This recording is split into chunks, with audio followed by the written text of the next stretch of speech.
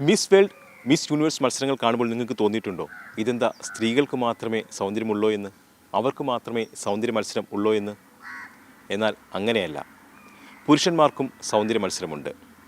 Mister India സുപ്ര നാഷണലും mister സുപ്ര നാഷണലും. Mister India സുപ്ര നാഷണലിൽ വിജയിയായ ഒരു മലയാളിയുണ്ട്, കോട്ടയം സ്വദേശിയായ Abel Biju.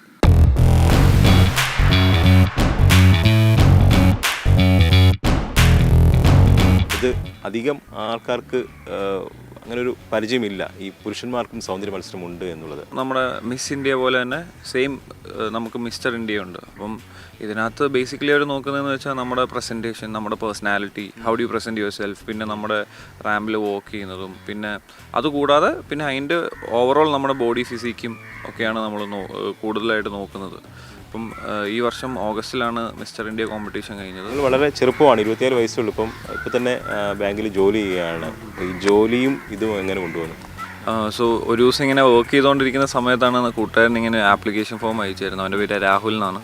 അപ്പം പുള്ളി കുറച്ചും കൂടെ മോഡലിംഗ് അങ്ങനത്തെ ഒരു താല്പര്യമുള്ള അപ്പം ഞാനിങ്ങനെ ഇങ്ങനെ കൗതുകത്തോടു കൂടി ഞാനിങ്ങനെ ആപ്ലിക്കേഷൻ നോക്കുകയും ഞാൻ പിന്നെ ഇങ്ങനെ ചിന്തിക്കുമായിരുന്നു ഞാൻ അപ്ലൈ ചെയ്യണോ വേണ്ടയോ. പിന്നെ ഞാൻ ഓക്കെ എന്നാൽ ചുമ്മാ ഒന്ന് അപ്ലൈ ചെയ്യാമെന്ന് വെച്ച് അങ്ങനെ അപ്ലൈ ചെയ്തു. അപ്പം ഇതെങ്ങനെയാണെന്ന് വെച്ചാൽ ഓൾ ഇന്ത്യയിൽ നിന്ന് ഒരു ആപ്ലിക്കേഷൻ ഓപ്പൺ ചെയ്തിട്ട് അതിനകത്തുനിന്ന് 100 പേരെ സെലക്ട് ചെയ്യും. അപ്പോൾ ഈ 100 പേരെ വെച്ചിട്ട് പിന്നെ മുംബൈയിലാണ് ഷോ. അവിടെ ഒരു മുംബൈയിൽ ഒരു ഈ ടോപ്പ് 100ൽ നിന്ന് പിന്നെ അവരിങ്ങനെ കുറച്ച് ടോപ്പ് 50, 25 പിന്നെ ടോപ്പ് 12 വരെ വരും.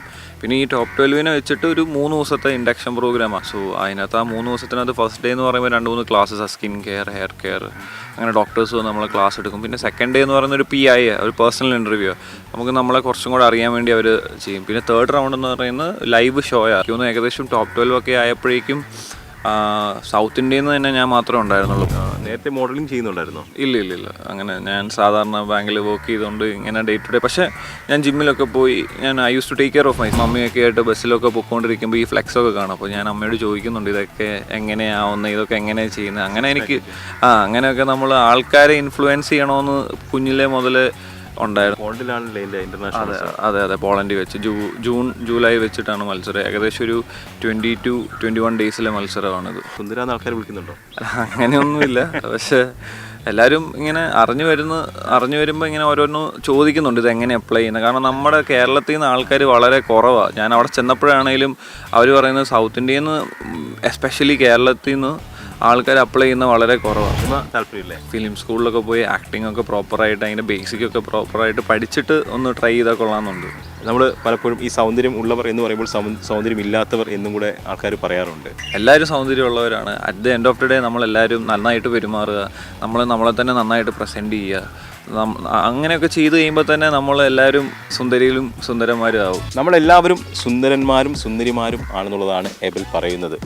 ആ സൗന്ദര്യം കൂട്ടാനായിട്ടാണ് നമ്മൾ ശ്രമിക്കേണ്ടത്. നമ്മളുടെ അഭിമാനമായി ഏബൽ ലോകവേദിയിൽ ലോകത്തിൻ്റെ സുന്ദര പുരുഷനായി മാറട്ടെ എന്ന് നമ്മൾ ആശംസിക്കുകയാണ്. ജോയ്സിയാറിനൊപ്പം എസ് അരുൺ ശങ്കർ, മാതൃഭൂമി ന്യൂസ്, കൊച്ചി. എന്തായാലും കൗതുകരം കൂടിയാണല്ലേ, ഇതുവരെ അങ്ങനെയൊന്നും ശ്രദ്ധ പോകാത്ത ഒരു ബാങ്ക് ജോലിയും ഒക്കെ ആയിട്ടിരിക്കുന്ന, അത്യാവശ്യം ജിമ്മിലൊക്കെ പോയി ശരീരമൊക്കെ നോക്കുന്നൊന്നല്ലാതെ കൂടുതൽ അങ്ങനെ ശ്രമിക്കാത്ത ഒരാൾ പക്ഷേ ഇങ്ങനൊരു മത്സരത്തിലേക്ക് പോവുകയും അത് ഇൻ്റർനാഷണൽ ലെവൽ അതിൻ്റെ ഫൈനലിനൊക്കെ യോഗ്യത നേടുക എന്ന് പറഞ്ഞാൽ വളരെ അഭിമാനാർഹമായ ഒരു കാര്യമാണ്. അപ്പോൾ അരുൺ സുന്ദര എന്ന് വിളിക്കട്ടെ എന്ന് ചോദിച്ചപ്പോൾ ഏബൽ ചിരിക്കുകയാണ്. നമ്മളെല്ലാവരും സുന്ദരന്മാരും സുന്ദരിമാരുമാണ്. At the end of the day നന്നായി പെരുമാറുക എന്നതാണ് പ്രധാനമെന്ന് ഏബൽ പറയുന്നുണ്ട്. ശരിയുമാണ്. എന്താണ് ഇനി എത്രമാത്രം ഒരുക്കമൊക്കെ വേണം ഇതിന്? ഈ പുരുഷൻ്റെ സൗന്ദര്യം മസിലിലാണ് ഇരിക്കുന്നത് എന്നുള്ള തെറ്റിദ്ധാരണ പൊതുവേ ഉണ്ട്. അങ്ങനെയാണല്ലോ മിസ്റ്റർ ഇന്ത്യ, മിസ്റ്റർ യൂണിവേഴ്സ് മത്സരമൊക്കെ നമ്മൾ കാണുന്നത്. എന്നാൽ അതല്ല, സ്ത്രീ സൗന്ദര്യം പോലെ, അതായത് സ്ത്രീ സൗന്ദര്യത്തെ അളക്കുന്ന miss India, miss universe, miss world, അതുപോലെ തന്നെ പുരുഷന്മാർക്കും മത്സരമുണ്ട് എന്നുള്ളതാണ് ഇതിൽ നമ്മൾ മനസ്സിലാക്കുന്നത്. അധികം പ്രചാരം നേടിയ മത്സരമല്ലെന്നുള്ളതാണ് തിരിച്ചറിയുന്നത്. കാരണം ഇതിൻ്റെ സെക്കൻഡ് എഡിഷനാണ് നടന്നു കഴിഞ്ഞത്. ഇതിൻ്റെ അടുത്ത ഇൻ്റർനാഷണൽ മത്സരമാണ് പോളണ്ടിൽ നടക്കാൻ പോകുന്നത്. എന്തായാലും ആ മത്സരം ചരിത്രമാവുന്നുള്ള കാര്യം ഉറപ്പാണ്. കാരണം നമ്മുടെ മലയാളിയായ ഒരു ചെറുപ്പക്കാരൻ ആ മത്സരത്തിൽ വിജയിക്കുക തന്നെ ചെയ്യും. കാരണം ഈ മിസ്റ്റർ സൂപ്പർ നാഷണൽ ഇന്ത്യ മത്സരത്തിൽ പോലും മലയാളിയായ ഏബൽ ബിജുവിന് വലിയ വിജയം ആരും പറഞ്ഞിരുന്നില്ല. അത് ഏബലിന് പോലും വിജയിക്കുമെന്നുള്ളൊരു പ്രതീക്ഷ ഉണ്ടായിരുന്നില്ല. കാരണം ഈ മത്സരവുമായി ബന്ധപ്പെട്ടൊക്കെ തന്നെ കൃത്യമായ ഉള്ളവരും അതിനുവേണ്ടി തയ്യാറെടുത്തവരൊക്കെയാണ് അവിടെ പങ്കെടുത്തിരുന്നത്. പല എബിൾ തന്നെ പറയുന്നുണ്ട്, പല ഈ സീരീസിലൊക്കെ അഭിനയിച്ചിട്ടുള്ള ആൾക്കാരൊക്കെയാണ് അവിടെ വന്നിട്ടുള്ളത്. അതായത് ഈ മേഖലയുമായിട്ടൊക്കെ ചുറ്റിപ്പറ്റി മോഡലിംഗ് ഉൾപ്പെടെയുള്ള മേഖലയോട് ചുറ്റിപ്പറ്റി നിൽക്കുന്നവരായിരുന്നു അവിടെ വന്നത്. അപ്പോൾ അവർക്ക് കുറച്ചും കൂടി കാര്യങ്ങൾ അവിടെ ചെയ്യാൻ കഴിയും. പക്ഷേ ഏബൽ എന്ന് പറയുന്ന ആൾ ഒരു ബാങ്കിങ് മേഖലയിൽ നിന്നാണ് വരുന്നത്. അദ്ദേഹം ഈ ബോഡി ബിൽഡിംഗ് ഒക്കെ, അതായത് ശരീര സൗന്ദര്യം കുറിച്ച് ശ്രദ്ധിക്കുന്ന ഒരാൾ എന്നതിനപ്പുറത്തേക്കൊരു ഈ ഒരു മേഖലയിൽ വലിയ പ്രാവീണ്യമില്ല, അല്ലെങ്കിൽ മോഡലിങ്ങിലേക്കൊന്നും അദ്ദേഹം വന്നിട്ടില്ല. പക്ഷേ ഏബലിന് അവിടെ ചെന്ന് കൃത്യമായി അവിടെ അവർക്ക് വേണ്ട രീതിയിൽ അവിടെ മത്സരം പല തട്ടിൽ നടക്കുന്നുണ്ട്. അവിടെ പറയുന്നത് ഗേറ്റ് തുറന്നു തരുന്ന സെക്യൂരിറ്റി മുതൽ എല്ലാവരും അവരെ വിലയിരുത്തുന്നുണ്ട്. അങ്ങനെ ഒരു റെക്കോർഡായി ഉള്ളൊരു മത്സരമാണ്. അപ്പോൾ ആ വിലയിരുത്തലിൻ്റെ എല്ലാം കൂടെ അവസാനത്തിലാണ് വിജയം തീരുമാനിക്കുന്നത്.